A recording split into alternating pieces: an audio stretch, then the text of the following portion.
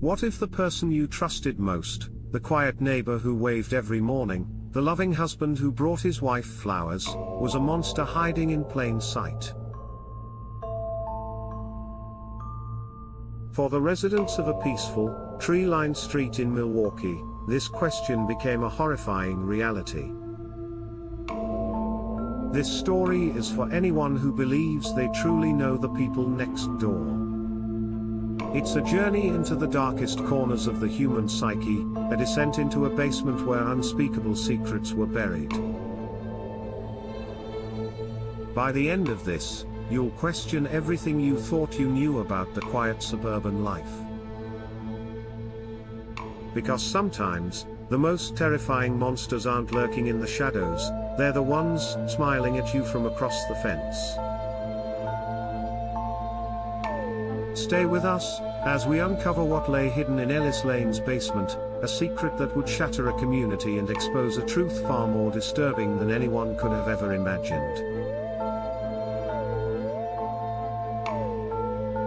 It began not with a scream, but with a strange, persistent smell. A smell that clung to the humid summer air on Hawthorne Avenue, a seemingly idyllic suburban street in the heart of Milwaukee. It was a sweet, cloying odor, one that the neighbors initially dismissed as a dead animal, perhaps a raccoon or a possum that had met its end beneath a porch.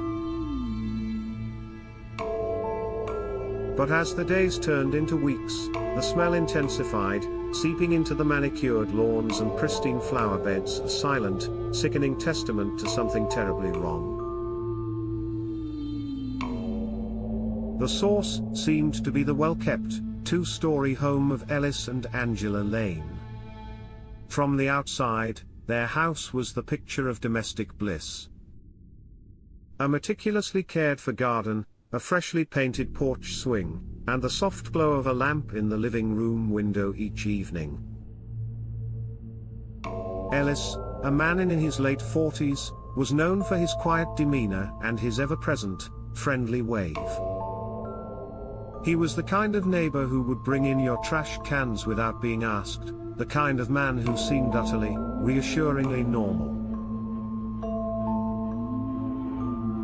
His wife, Angela, was a vibrant, outgoing woman, her laughter a familiar and welcome sound in the neighborhood.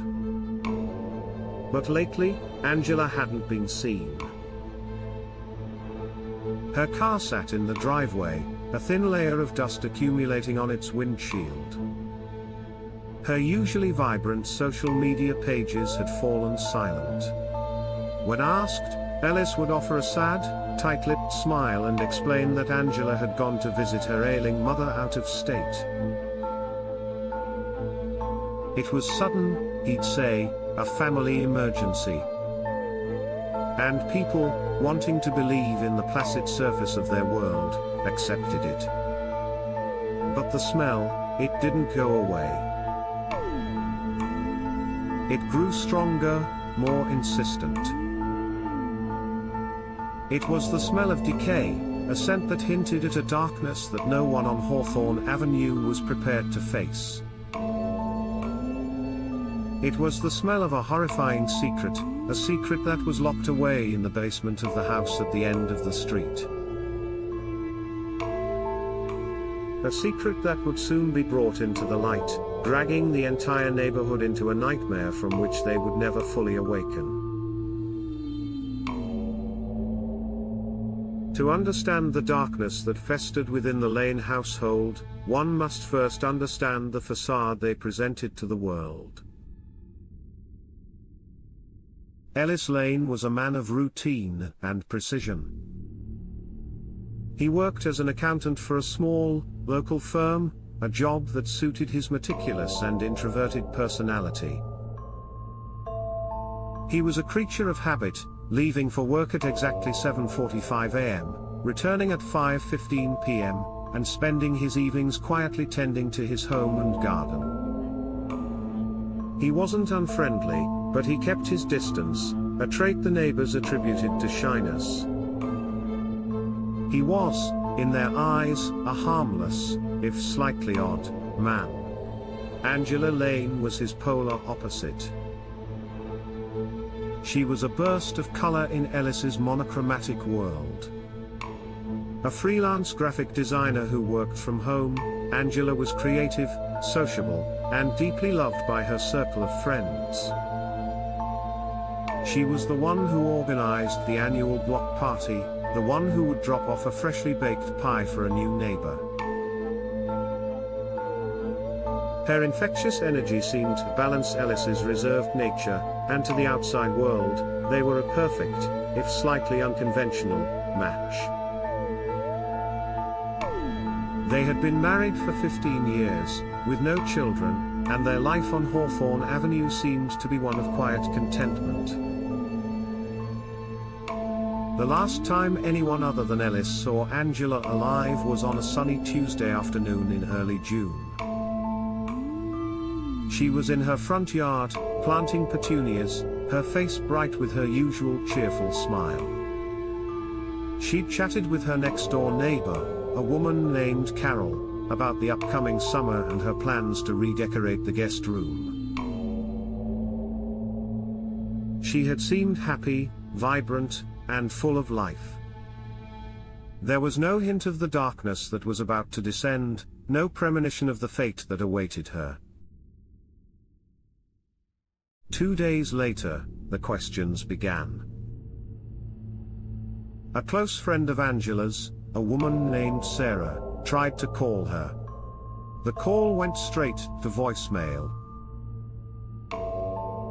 A text message went unanswered.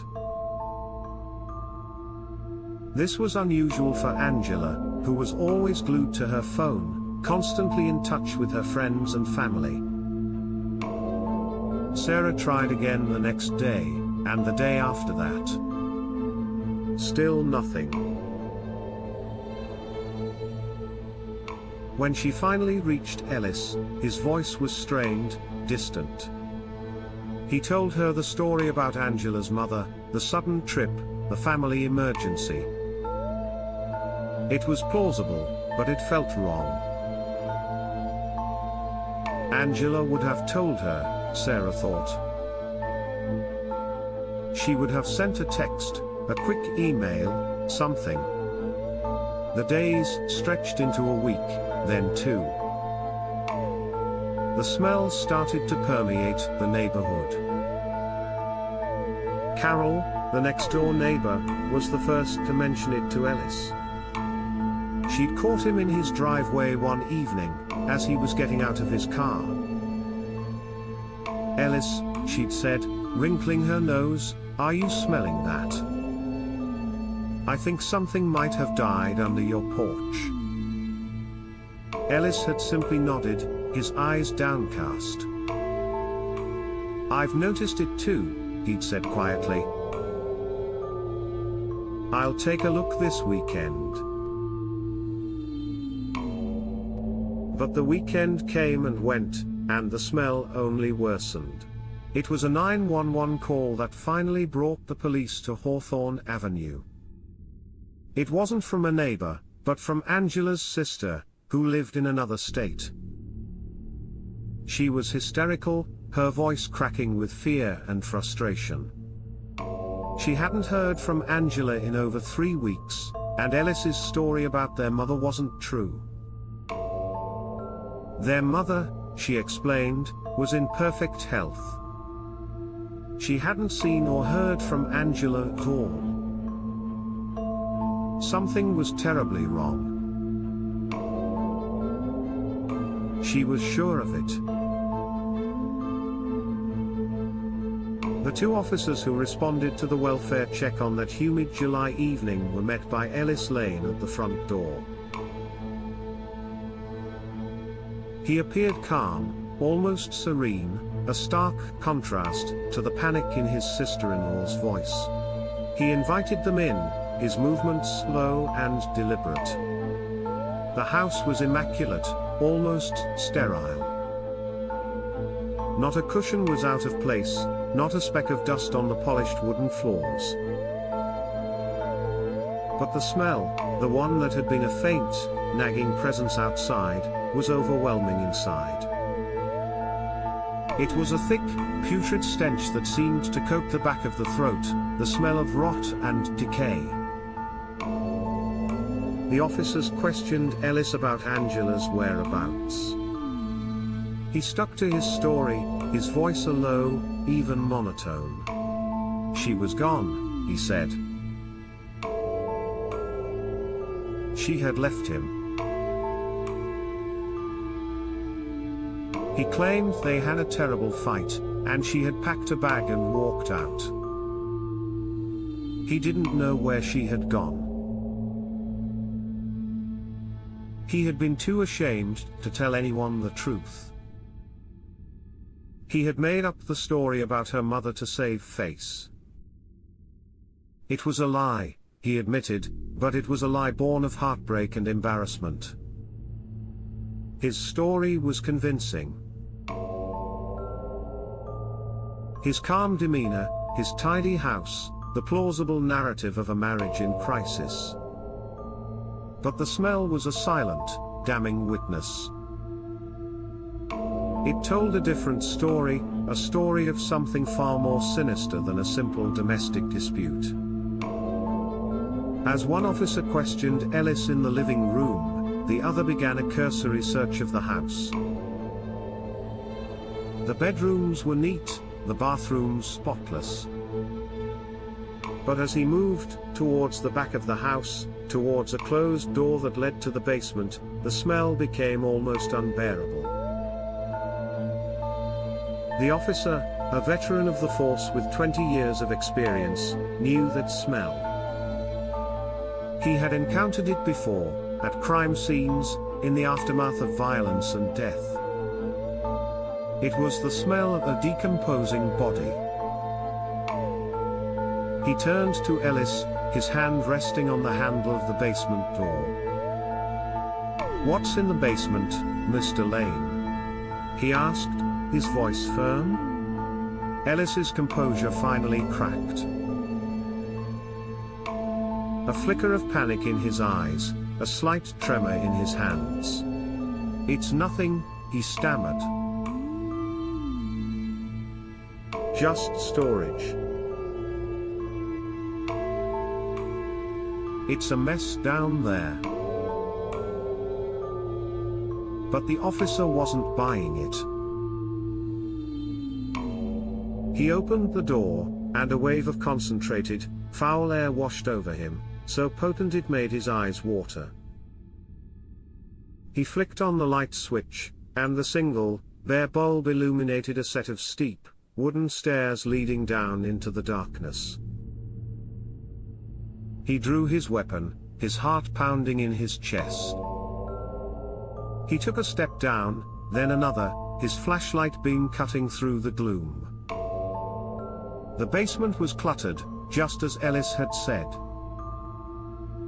Old furniture, boxes, a discarded treadmill. But in the far corner, something was amiss. A section of the concrete floor was different. It was a freshly poured patch, a darker shade of grey than the surrounding floor, still rough and uneven. And it was from this spot that the smell was emanating, a sickening, invisible cloud of death. The scene on Hawthorne Avenue transformed from a quiet, suburban street into a full-blown crime scene. Yellow tape cordoned off the Lane house, and a fleet of police cars and forensic vans descended upon the neighborhood, their flashing lights casting an eerie glow on the faces of the shocked and horrified neighbors who had gathered on their lawns, their illusions of safety shattered.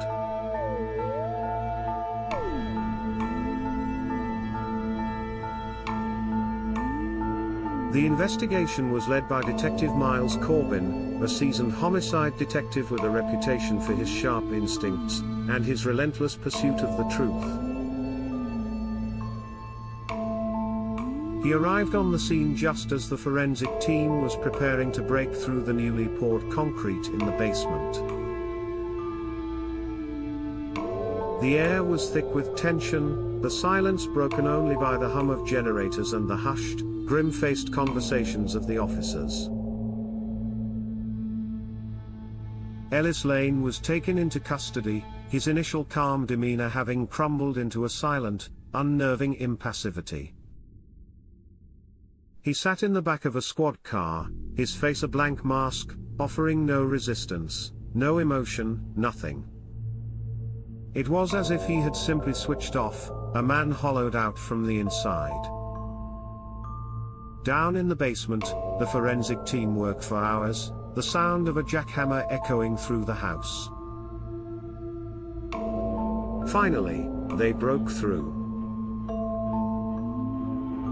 And there, in the shallow, makeshift grave beneath the concrete, they found her. Angela Lane.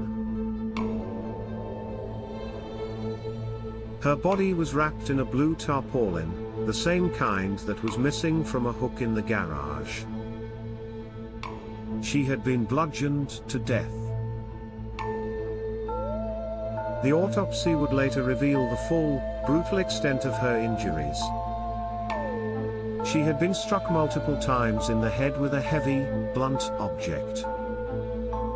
The murder weapon was soon discovered, hidden in a dusty corner of the basement, behind a stack of old newspapers. It was a ball-peen hammer, its head still stained with traces of blood and hair. The evidence against Ellis Lane was overwhelming, a mountain of damning proof that painted a picture of a cold, calculated, and horrifically violent man. His fingerprints were on the hammer. The tarpaulin was from his garage. The freshly poured concrete was a desperate, foolish attempt to conceal his crime. But the question that haunted Detective Corbin and his team was not what had happened, but why. What could have possibly driven this quiet, unassuming accountant to commit such a brutal act of violence against his wife, the woman he had seemingly loved for 15 years? The interviews began. Friends, family, neighbors, co-workers. Each conversation added another piece to the puzzle, and a disturbing picture of Ellis Lane began to emerge. He was not just shy, he was controlling. He was not just quiet, he was possessive. Friends of Angela recounted instances where Ellis would become sullen and withdrawn if she spent too much time with them. They spoke of his jealousy, his subtle attempts to isolate her from her support system. He would forget to pass on messages, or make excuses for why Angela couldn't join them for a night out. They were small things, easily dismissed at the time, but in retrospect, they were a series of red flags, a trail of breadcrumbs leading to this tragic conclusion. The true motive, however, was uncovered when detectives searched the couple's finances. Angela had recently inherited a significant sum of money from a distant relative, a life-changing amount that would have given her the freedom to leave Ellis, to start a new life. And she had been planning to do just that. In the days leading up to her murder, she had been secretly meeting with a divorce lawyer. She had opened a new bank account in her own name. She had been making plans to escape. And Ellis, in his quiet, meticulous way, had discovered her plans. He had found the lawyer's business card, the bank statements.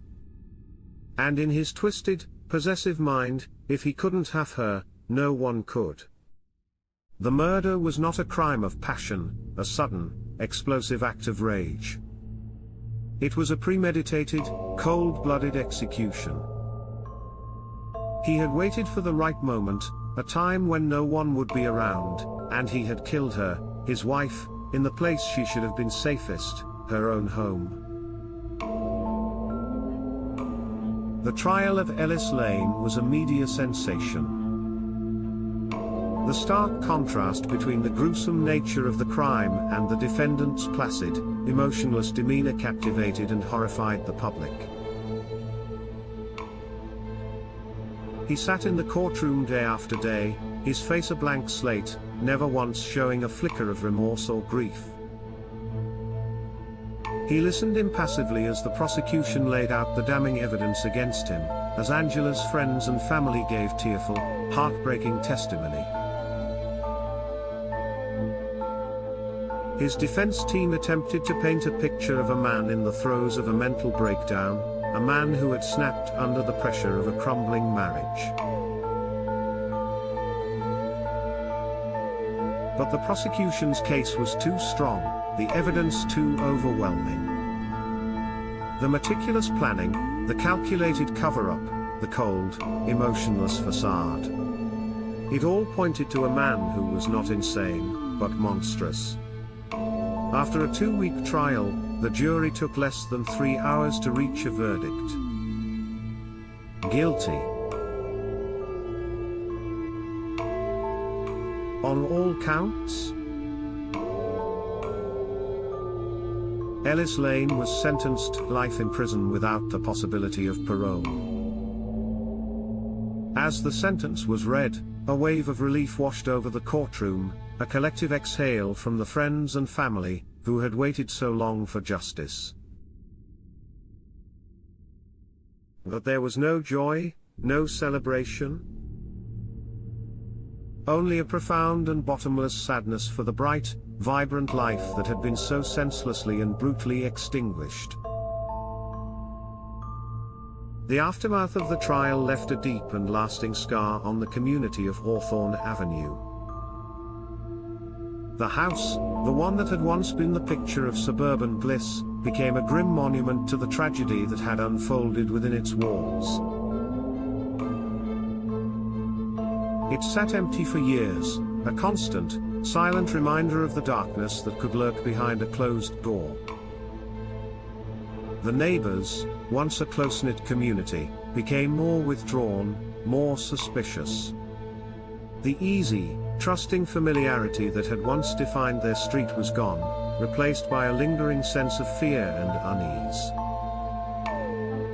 For Angela's family and friends, the pain of her loss was a wound that would never fully heal.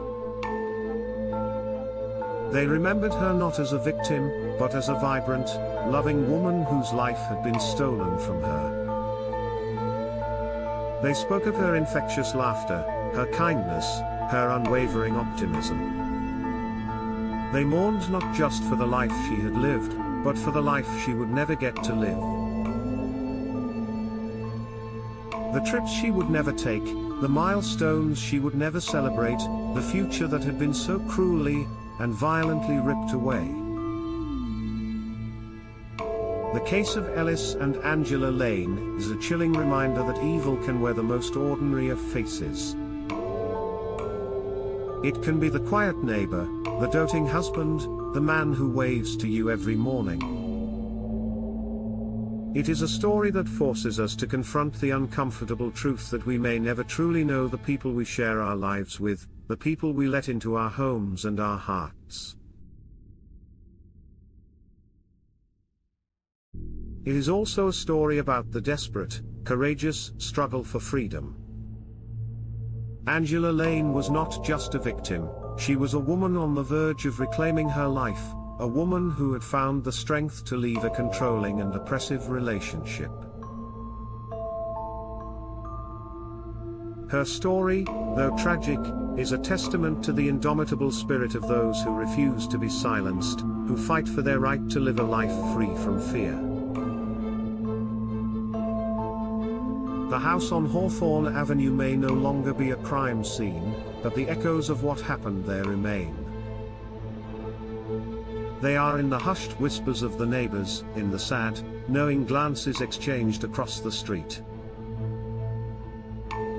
They are a haunting reminder that behind the neat facades of our suburban lives, behind the closed doors of our homes, secrets can fester, darkness can grow, and the most unimaginable horrors can be waiting to be unearthed. And we are left to wonder, to question, and to look at the world around us with a new, and perhaps more wary, set of eyes. For the truth is, we are all just one closed door away from a secret that could change everything.